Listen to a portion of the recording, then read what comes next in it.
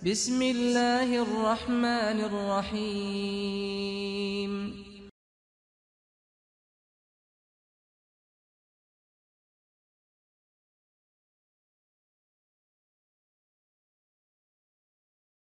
إن الحمد لله نحمده ونستعينه ونستغفره ونعوذ بالله من شرور أنفسنا ومن سيئات أعمالنا من يهده الله فلا مضل له ومن يضلل فلا هادي له وأشهد أن لا إله إلا الله وأشهد أن محمدا عبده ورسوله. Аллах таламды истөө бул ибадаттардагы бүт ибадат негизи ушул максатта курулган. Акимус солата ли зикри, намаз окугун мен үчүн ошол эле орозо, ажылык, зекет берсе дагы кайсы гана ибадат болбосун ошол жерде Аллахты истөө менен аткарылат. Буга чейин хадистерде келгендей, намазда дагы адамдын сообу башка бир адамдын намазынан айырмасы экөө бир эле көлөмдө бир эле убакытта окуса дагы, бир жерде окуса дагы, кимиси Аллах таламды көп эстеп жүрөгүнүн дити менен окуган болсо ошонун сообу көп болот. Кээ бир адамдар намаздан өзү 10 сооп бериле турган болсо, бир адам 9 сооп алат, бир адам 8 сооп алат, бир адам 6 сооп алат, бир адам 3, бир адам 2, бир адам 1, бир адам албайт дейт. Бунун баардыгы ошол зикирге байланыштуу. Ошо окуган намазындагы дитин коюп, көңүлүн буруп, окуп аткан нерсесин түшүнүп, ошого маани берип, ой жүгүртүп, акыл калчап, ошого жараша. Канчалык ибадатта маанисин түшүнүп кылган болсо, Аллах таламды издеп кылган болсо, ошончолук ибадаттын сообу чоң болуп жазыла берет. Кедей адам болсо, кээ бир сооп иштерде мисалы адам бир үзүрлөрүн айтышы мүмкүн. Ден соолугу жок адам болсо, мен көп рекет намаз окуп албадым, түндө тура албадым, себеби мен ооруп атам, денем ооруйт же бутум ооруйт. Бир кедей адам айтышы мүмкүн, акча кайрымдуулук көп жасалбадым, себеби өзүмө тапканым аз жетчү эле деп. Ажылыкка бара албаган адамды айтат, мүмкүнчүлүгүм болбоду бара алганга деп. Орозо кармаган адам деле айтышы мүмкүн, ушул ден соолугум ооруп орозону көп карма албадым деп. Бирок зикирге келгенде туугандар эч кимдин актануусу үзүр берилбейт да, эч ким. Себеби дегенде эгерде акылынан айнып калса, алжып калса, жинди болуп калса, анда ага үзүр берилет. Бирок дудук болсо дагы, сүйлөсө да адам жүрөгү менен зикир кыла алат. Биз айтканбыз зикирдин 3 түрү бар деп. Мындайча айтканда, акыл эси бар адамга эч убакта бир шылтоо, актануусу жок. Мына ушул жерде адамдын чынчылдыгы, Кудай таалам менен болгон мамилеси анык билинет да, чынчылдыгы. Ошон үчүн пайгамбар саллаллаху алейхи вассалам айтты, сабакал муфарридун деп. Сахабалар сураштı, о Аллахтын элчиси, ким ал муфарридундар деп. Аллах тааламды көп эстегендер, Аллах тааламды көп эстеген эркектер жана аялдар деди. Эгер адам чынчыл болуп, чын эле соопту көп жыйнап барайын десе, Аллахтын алдында көп ибадаттарды кылып калайын, Аллах таалам ыраазылыгына жетип калайын деген адам болсо, кайсы гана жерде болбосун жүрөгү менен Аллах тааламды эстеп, шүгүр кылып, зикир кылып жүрөт. Ал эми шеги бар, же болбосо шалакылыгы бар, же кош көңүл, кайдыгер, бош, ошо сооп жыйноого жеңил караган, акыретке азыгын даярдабаган, даярдыгы жок, бош, ушундай жалкоо адамдар, ал кур сөз. Байлыгым болгондо мындай кылмакмын, тигин мындай кылган деп. Эгерде мына азыр сүйлөгөн тили бар, көргөн көзү бар, уккан кулагы бар, ойлогон акылы бар, ошол жерде деле адам отуруп садакалардын сообун топтоп койсо болот. Зикирлерди кылып тили менен, эртең мененки зикир, кечки зикир, намаздан кийинки зикир. Эгерде ушундай мүмкүнчүлүктү колдонбосо адам, ал байлыгы болсо деле колдонушу өтө күмөн да. Себеби аз нерсени, аз жеңилдик нерсени колдонбогон адам кийин андан да байлык адам нафсине жакын, адам сараңдыктан арылуу кыйын, ал кезде кантип кутулат. Ошон үчүн туугандар, бул нерсе ошо зикир менен адам Кудай таалам менен болгон мамилесинин чыныгы жүзүн биле алат өзү дагы. Бул Муслимде келген 2137 хадис. Пайгамбар саллаллаху алейхи вассалам айтат: "Хаббул калам илаллахи арба" дейт. Аллах тааламга сүйкүмдүү 4 сөз бар дейт. Аллах тааламга сүйкүмдүү, Аллах тааламга жагымдуу, Аллах жакшы көргөн 4 сөз бар. Алар кайсы десе, субханалла, бул биринчиси экен, вальхамдулилля, ва ла илаха иллаллах, альхамдулилля экинчиси, ва ла илаха иллаллах үчүнчүсү, валлаху акбар, ла ядуррука би аййихинна бадата дейт. Булардын кайсы менен баштасаң дагы боло берет сага, зыяны жок деп атат да. Биринчи кайсыны айтышым керек, альхамдулилланы айтышым керекпи же, ва ла илаха иллаллахны айтышым керекпи же, биринчи Аллах бар эмес, айырмасы жок дейт. Уш 4 сөздү зикир кылып айтып атасызбы? ушул 4 сөз Аллах Таалага эң сүйкүмдүү сөз деп. Мына ушуну билип алайлы. Ушул 4 сөз Кудай Таалага өтө сүйкүмдүү сөз экен. Аллах Таалага жагымдуу сөз экен. Биз буга чейин айтканбыз, зикир дегенде бул зикир деген Аллах Таалам эстөө дегенде зикирдин башында турган нерсе бул Аллахтын китеби Куран. Аллахтын сөзүнүн касиети, артыкчылыгы башка адамдардын, макулукаттардын сөзүнүн айырмасы кадимки Аллах менен макулукаттарындай деди. Аллахтын сөзүн окуу менен Кудай Тааланы зикир кылган болобуз. Бул жерде кандай болуп калат анда десе, бул адамдар айткан сөздөрдөн. Адамдар ошо Курандан башка сөздөр да, Курандан башка сөздөрдөн Аллах Тааланы кандай жол менен мактайм, кантип Аллах Тааламды зикир кылам, кантип Аллах Тааламды эстейм, кайсы сөз Кудай Таалага жагымдуу, сүйкүмдүү деп оюңузга келсе, мына ушуну билип алайлы. Эң сүйкүмдүү сөздөр Субханалла, Алхамдулилла, ва ла илаха иллалла, валлаху акбар. Кайсын алмаштырып баштасаңыз да зыяны жок. Айта бериңиз ушу сөздөрдү. Ушул эле сөздөрдү дагы башка бир хадисте келген. Ибн Хиббанда бул дагы сохих хадис, 834-чү хадис. Пайгамбар саллаллаху алейхи вассалам айтат, Абу Хурайрадан келген хадисте. لأن أقول سبحان الله والحمد لله ولا إله إلا الله والله أكبر أحب إلي مما طلعت عليه الشمس. سبحان الله деп, Alhamdulillah деп, ولا إله إلا الله والله أكبر деп айтуу мага күндүн чыкканынан дагы артык деген. Күндүн чыкканынан дагы артык дейт. Аллах Таалам бул дүйнөнү бизге, адамдарды, жиндерди бардыгына Алла Таалам ибадат кылыш үчүн жараткан. Аллах Тааламды эстеш үчүн бир максат менен жаралды. Бул күн дагы нурун чачыкканы бул ошол адамдардын Аллах Таалам жараткан максатта, убактылуу кызматта бул күн дагы. Бул күндүн жарык бергенинен дагы мага артык дейди пайгамбар. Караңыздар. Жогоруда айттык элек, ушул 4 сөз Аллах Таалага сүйкүмдүү деп. Чындыгында эле Аллах Таалам Субхана ва Тааляны эстөө менен адам жүрөгүнө тынчтык, бейкуттук, тынчалуу, жүрөктүн эс алуусу, адамдын ашказаны ачык болсо кандай тырпалактап кыйналгандай эле, адам аны сезбейт. Жан дүйнө, адамдын жүрөгү, руху, жан дүйнөсү дагы рызкыга ушундай бир муктаж, тынчтыкка, бул азыкка муктаж жүрөктүн. Бул азык Аллахты эстөө, зикир. Ала би зикриллахи татмаиннул кулуб. Чындыгында Аллахты эстөө менен жүрөктөр эс албайбы дейт. Ошо бардык нерсе жүрөккө байланыштуу. Денеде бир кесимет бар, ошол кесимет оңолсо дене оңолот, ал кесимет бузулса дене бузулат деп хадистерде келет. Бул деген сөз жүрөк кедей болсо, жүрөк бузулган болсо, жүрөк ооруган болсо, ошол нерсе денеге таасирин берет, терс таасирин берет. Жүрөк күчтүү болсо, жүрөк азыктанып турган болсо, жүрөк Аллах Таала менен эскелип жүргөн болсо, дене кубаттуу, дене күчтүү болот. Кээ бир учурда адам мындай акыл менен туюп сезип турат, кулагы менен угат, көзү менен көрөт, түшүнөт, бул нерсе туура, бул нерсе туура эмес деп билет, бирок ошол өзүн өзү башкара албайт. Себеби анын жүрөгү оору. Жүрөгү оору, ден соолугу чың болсо деле, жүрөк оору дегенде кадимкиде операция оору эмес, жан дүйнөсү, руханий дүйнөсү оору. Аллахтан эстөөдөн кайдыгерликте, капилетте, ошонун артынан жалкоо болуп келет, ныксыроо келет, көп нерселер өзү да билет. Чыгын албайт, белин бекем байлап бир нерсеге умтула албайт, жүрөгүмдү ойготоюн, көп Аллах Тааламды эстейин деген адам болсо, кайсы учурда Аллах Таалам эстеп турайын, Субханалла, Алхамдулилла, Аллаху акбар, ла илаха иллалла деп айтып жүрсүн. Ушул хадисте, сохих хадисте турган. Анан жанагындай бүү бакшы, көз ачыктар, ар кандай бир тумаларга бир нерсеге чийип алган нерселерди жаттап, пайгамбар саллаллаху алейхи вассаламдан келбеген бир зикирлерди айтып, ошондой нерсени сак болоюлу, жаттабаңыздар. Субханалла, Алхамдулилла, Аллаху акбар, ва ла илаха иллалла. Кыска эле сөздөр.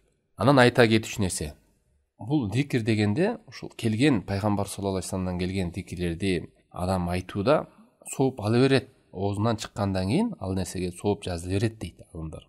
Бирок бир нерсе бар. Жүрөккө берген таасири сөздүн, денеге берген таасири, жүрөктүн ойгонуусу, ошол нерсе эмнеге көз каранды? Ошонун маанисин билүүгө. Адам зикирди айтууда канчалык маанисин жакшы, терең, туура билсе, ошончолук таасири күчтүү болот. А эгерде маанисин, маңызын түшүнбөсө, таасири өтө алсыз болот.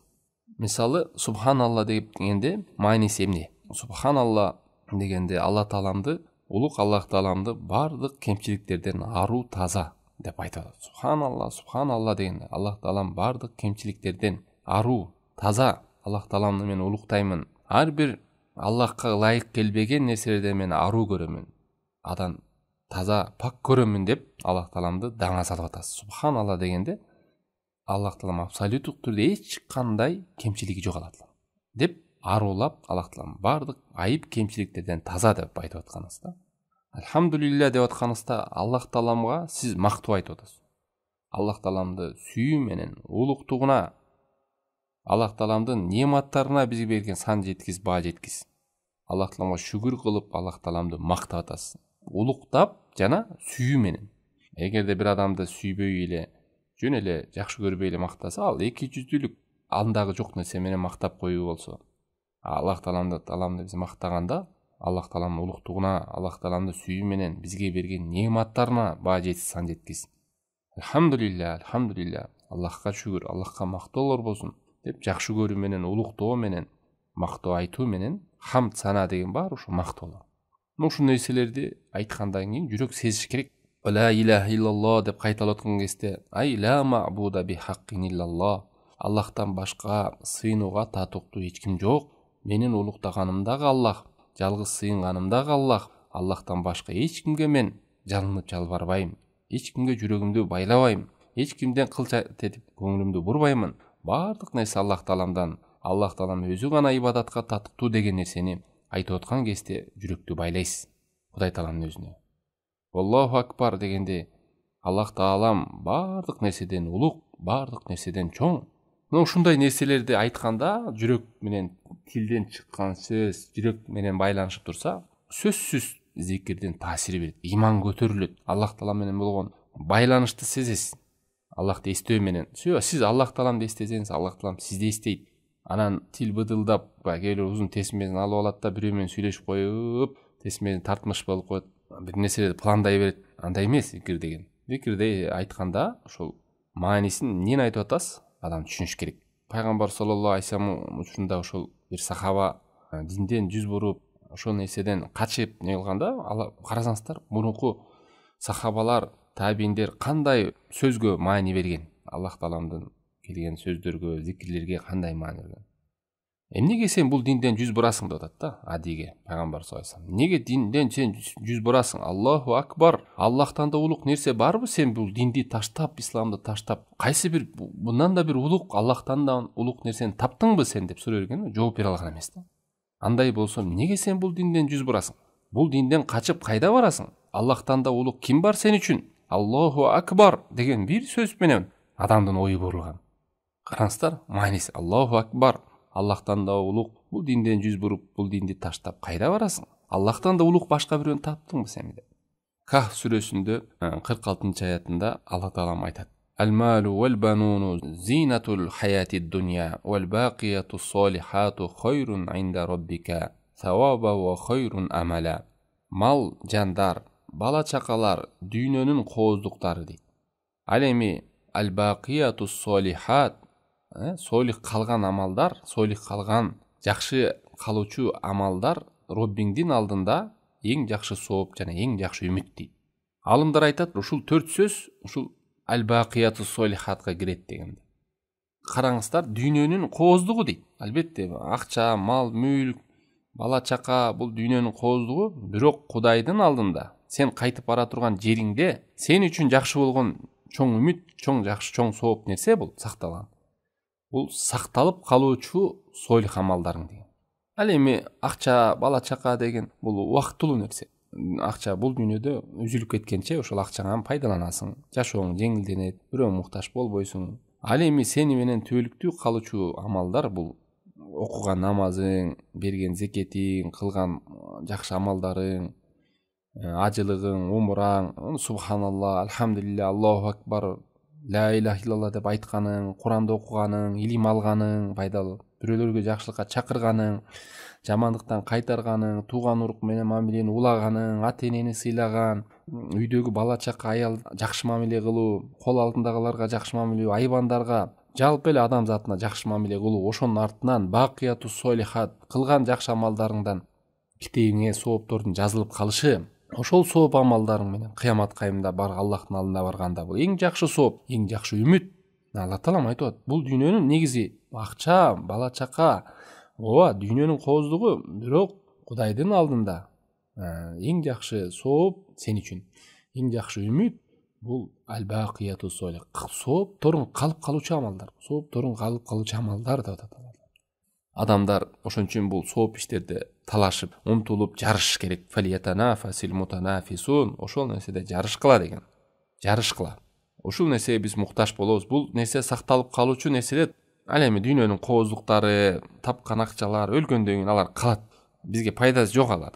Пайда албайбыз. Бизге пайда, ар бир адамга пайда бергени ошол жашоосунда өзүнүн сооп жазылуучу китебине сактап калган, калып калуучу амалдар. Мына ушул 4 сөз дагы ушул сакталып калуучу жакшы амалдарына кирет деп алымдар айтып келишет. Караңыздарчы, кандай чоң жакшылык. Субханалла, алхамдулилля, Аллаху акбар, ва ла иляха иллаллах. Бош отуруп калдыңызбы? Маршрутта баратпасызбы? Остановкада болуп калдыңызбы? Кош койбоңуз тилиңди. Тилиңди зикирден кургабасын. Айткан сайын сооп китебиңизде жазыла берет. Жүрөгүңүз ойгонот. Аллахты эстөө менен. Жан дүйнөңүз жаңырып, иманыңыз көтөрүлүп, жүрөк тазарат. Ибадаттан даам сезип баштайсыздар. Ибадат жеңилденет. Ибадат скучно болбойт. Эптеп эле бир намазды окуп коеюн, анан күнөөкөр болуп калайын дебейт. Ошодон рахат алат, түнөк табат адам, тынчтык табат. Зикир менен ибадат жеңилденет. Ибадатта бир даам, вкус тартасыздар. Ошондой деңгээлге жетиш үчүн ошо маанизин билип, акыл калчап, ой жүгүртүп билиш керек. Хасан аль-Басри деген улуу табииндердин бири алым. Ошол мурунку сахаба табииндер бул айтылган зикирлерге кандай маани бергенин бир окуядан эле караңыздар. Хасан аль-Басри рахимахулла чоң алым табииндердин бир кишиге жолугуп калат. Ал киши адамдардын эле бири, жанагындай кемчилиги көп, күнөөсү көп жасаган, ошондой бош шалакы кайдыгер адамдардын бири. Ошого жолугуп калып сурайт: "Кам таблук минас санават?" Мындай айтканда, жашың канчада деп сурайт. Ким сурап атат? Хасан аль-Басри алым жанагы кишиден сурап атат. Ал айтып атат: 60-тамын дейт. Анан Хасан аль-Басри айтты: "Авама алимта аннака фи тарикин ва кад аушакта ан таблуга нихаята." Эй, сен билесиңби? Сен ушундай бир жолго келип калдың. Ошол жолдун аягына жетейин деп калдың деп Хасан аль-Басри айтты. 60-та чыгып калган кишиге. Кала ар-раджул, ал киши айтты: "Инна лиллахи ва инна илейхи раджиун." Негизи бир кайгыны укканда, адамга жаңсыз бир нерсе болгондо өзү мустахаб болот, сүннөт болот. Адам ушул дуа дейбизби, ушул сөздү айтыш. Бул келген сунналарда. Бул киши ушул сөздү айтты. Инна лиллахи ва инна илейхи раджиун деген сөздү. Дегенде, ава тадри ма тафсиру? Хасан аль-Басри тиги айтты: "Сен ушул сөздүн, азыр айткан сөзүңдүн маанисин билесиңби, тафсирин?" деди. "Хал та'риф тафсира? Тафсира хади калима?" Айткан сөзүңдүн тафсирин, маанисин билесиңби деп атат өзүң. Анан тиги киши кайра өзүнө суроо берди: "Не муну тафсири?" депчи. Мындай айтканда, билбейм деп атат да. Айтып бериңиз деп атат. Хасан аль-Басри түшүндүрүп берет. Инна лиллахи деген биз Аллахтын мүлкүбүз, Аллахка таандыкпыз деген сөз деди. Мен Аллахтын кулумун, Аллахтын мүлкүмүн, Аллахтын таандыкмын дегенди билдирет деди. Ва ана илейхи раджиун дегени мен ага кайтып барамын дегенди билдирет деди. Диге түшүндүрүп берет айткан сөзүн. Мен анын кулумун, ага таандыкмын, анын мүлкүмүн, мен ага кайтып баратамын деди. Фа ида алимта аннака лиллахи абдун ва аннака илейхи раджиун фа'лам аннаху саилук. Эми сен ушул нерсени билгенден кийин, сен Кудайдын кулу экенсиң, Кудайдын мүлкү экенсиң, Кудайга таандык экенсиң, Кудай Аллах Тааламга кайтып баратат экенсиң. Анда сен билгин Аллах Таалам сенен сурайт экен дейт. Ва ида алимта аннаху саилук фа'ид лил мас'ала жавабан. Кудай Таалам, Аллах Таала сени сураарын билгенден кийин, сен ал суроого жооп даярдашың керек деди Хасан аль-Басри. Бул сөздү уккандан кийин кишинин жүрөгү ойгонду. Жүрөгү ойгонду. Өзүнүн күнөөдө жүргөнүн, Кудайга тоо кылып кайтпаганын, ошондой ката иштерде жүргөнүн, бош жүргөнүн сезди адам. Анан сурап атат. Хасан аль-Басриден жакшы суроо берди, караңыздар. Кээде туугандар, жакшы суроо берүү бул ошондой алымдарга жакшы суроо берилип калса, ушундай жакшы жооптор келет. Ошонун артынан ошол адам эле эмес, үммөт пайдаланып калат. Караңыздар, ошол кишинин жакшы суроосунун артынан канча пайдаларды алып атабыз биз артынан. Эми эмне кылайын анда деп суроо берди. Дегенде Хасан аль-Басри жооп берип атат. Рахимахулла. Эми болор иш болду деп атат. Болор иш болду. Ахсин фима бакия югфар лака ма кодмада. эми 60ка чыгыпсың мындай айтканда, калган өмүрүңдү жакшы өткөз, өткөн күнөөң кечирилет деп атат. Субханалла. Артты кылчактап карап, кайгырып, мындай кылганымда, тигиндей кылганымда болду, бүттү, болор иш болду. 60ка чыгыпсың, эми калган өмүрүңдү тобо кылып, күнөөлөрдү таштап, жакшылыкка бет алып, Кудай Тааламга кайрыл. Ушул жагыңды оңдо, өткөн күнөөң кечирилет. Караңыздарчы. Мына бизге шанс. Айтпайлы мындай болду, анан тигиндей болду, алжып калдым, картайып калдым деп. Мына мүмкүнчүлүк барбы? Колдонолу. Пайгамбар саллаллаху алейхи вассалам хадистер келген, иннамал амал бил хаватим, амалдар аягында билинет деп. Ошон үчүн бул шансты колдонуп калыш керек.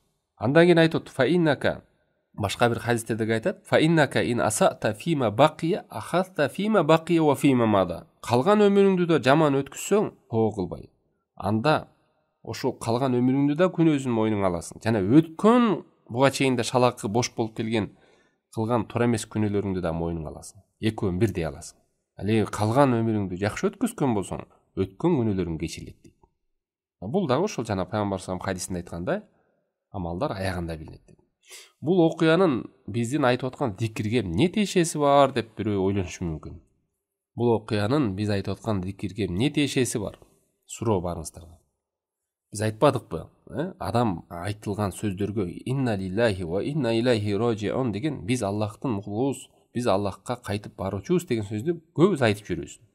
Бир кыйынчылык болгондо айтабыз, жагымсыз кабар болгондо айтабыз. Бул сөз Куранда да келген бул аят. Момундардын сөздөрү бул айтып турганда. Кыйын абалда келгенде ушул сөздү айтат. Биз Аллахтын кулубуз, биз Аллахка кайтып барабыз деген. Караңыздар, ушул сөз менен эле тиил кайдыгерде жүргөн, күнөөкөр болуп жүргөн адамды Хасан аль-Басри алым бир сөз менен маани берип, ушуну жүрөгүн ойгот. Ушунун маанисин билесиңби деп. Ушул келген Аллах Тааламдан келген зикир сөздөр, дуалардын маани маңызын билүү кандай жүрөктү ойготорун байкадыңыздарбы бул окуядан? Мунун артынан эмне келип чыкты? Ошон үчүн бул окуяны айтты. Сен Аллахка кайтабыз десең, Аллахтын, биз Аллахка таандыкпыз, Аллахтын кулубуз десең, Аллахка кайтып барабыз десең, анда сен билгин деди. Аллахка кайтып бара турган болсоң, Аллах Таалам сени сурайт экен, ошого жоопту даярдашың керек экен. Дегенде адам ойлонду. Калган өмүрүңдү жакшы өткүзсөң, өткөн күнөөлөрүң кечирилет деди. Мына алымдар ушундай болгон, адамдардын Кудай Тааламга болгон үмүтүн өчүргөн эмес, кантип дарылаш керек, кантип дават кылыш керек билген.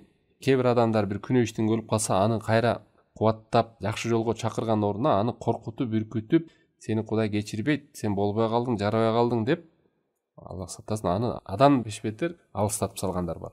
Ушул үлгүлөрдү карайлы, алымдар кантип күнөөкөр адамдарды, күнөөнүн үстүндө жүргөн адамдарды чырайлуу жолдор менен чакырган.